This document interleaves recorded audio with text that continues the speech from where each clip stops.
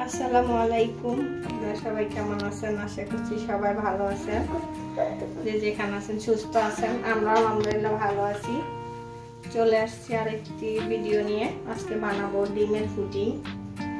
যে এখানে দুধ নিলাম 1 লিটার, তারপরে এটাতে বানাবো পুডিং বানাবো।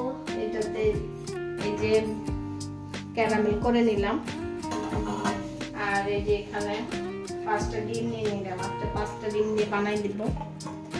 এই যে ডিমগুলা, এখন ডিমগুলাকে আমি ভেঙে নিচ্ছি, তারপরে এর সাথে মিশিয়ে নিব।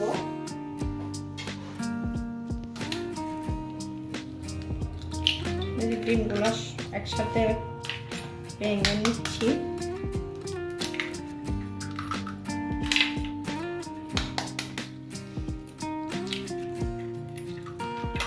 একদম সহজ ঘরোয়াভাবে ডিমের পুডিং বানাচ্ছি। আপনারা চাইলে বানাইতে পারেন বাচ্চাদের জন্য।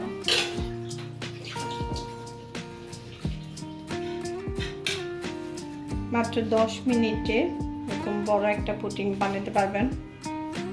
এখন আমি ডিমের ইয়েটা দুধের সাথে মিশিয়ে দিব। এই যে দিয়ে দিলাম। এখন আমার বাসায় হ্যান্ড উইস্ক নেই, এই জন্য আমি কি করব, এখন ডাল গুটি দিয়ে এটাকে মিক্স করে নিব।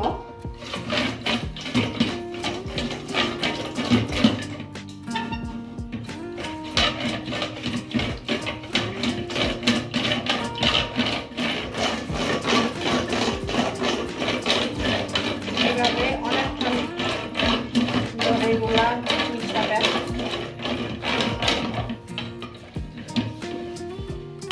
যতক্ষণ না ডিমে আর দুধে একদম মিশে যায় পর্যন্ত।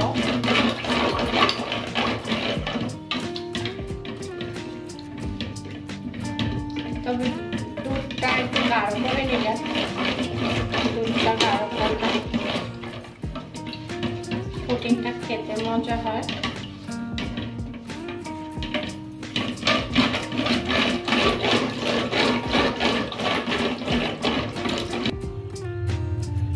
যে রেডি আমার এটা। এই যে এখন আমি চুলায় দিব না, আজকে ওভেনে দিব। এই যে এখন ওভেনে দিয়ে দিচ্ছি, তারপর হওয়ার পরে আপনাদেরকে দেখাচ্ছি। এই যে পুডিংটা ওভেনে দিয়ে দিলাম। ওই যে দেখতে পাচ্ছেন পুডিংটা হচ্ছে আমার সম্পূর্ণ রেডি হলে আপনাদেরকে দেখাবো। এই যে আমাদের পুডিংটা একদম রেডি। যে দেখেন কত সুন্দর হয়েছে। 5টা ডিমের দিয়ে যে আয়ান তো খেতে বসে গেছে, ওয়েট করতেছে কখন খাবে। তাহলে কেটে দেখাচ্ছি।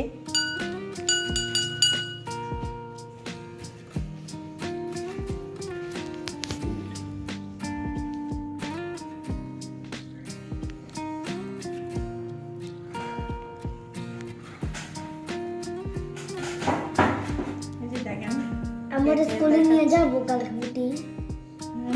স্কুলে নিয়ে যাবো একটা পুডিং। স্কুলের খাবার দেবে? হ্যাঁ। আচ্ছা দাও, দিই। আর দুটো দিব। ওটা দিয়ে আরো কটা চাইলে বানাইতে পারেন। দেখেন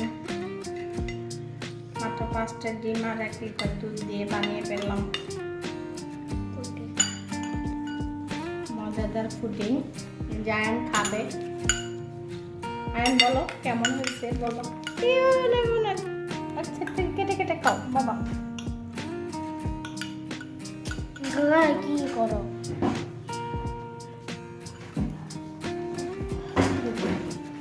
গরম, আস্তে খাও আস্তে খাও আস্তে খাও। বলো কেমন হয়েছে বাবা? ঠিক মজা? হ্যাঁ, অনেক টেস্টি। তুমি হ্যাপি?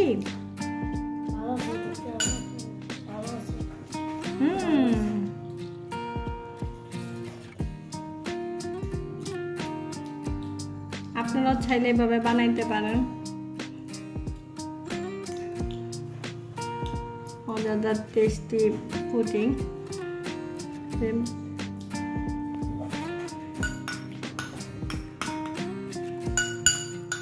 আস্তে আস্তে এক পাশের থেকে খায় বাবা, এক পাশের থেকে সুন্দর করে খাও। এভাবে খায় না বাবা, এভাবে না না ভেঙে খায় না, ভেঙে পচা দেখা যায়, এভাবে খায় না। এক পাশ থেকে কেটে কেটে ওই হাত ধরে না, ডান হাতে খায়। হ্যাঁ, ডান হাতে খাও। Very good. এই হাত নিচে নামাও। সবাই আল্লাহ হাফেজ বলো। সবাই ভালো থাকবেন, সুস্থ থাকবেন, আমাদের জন্য দোয়া রাখবেন। আল্লাহ হাফেজ।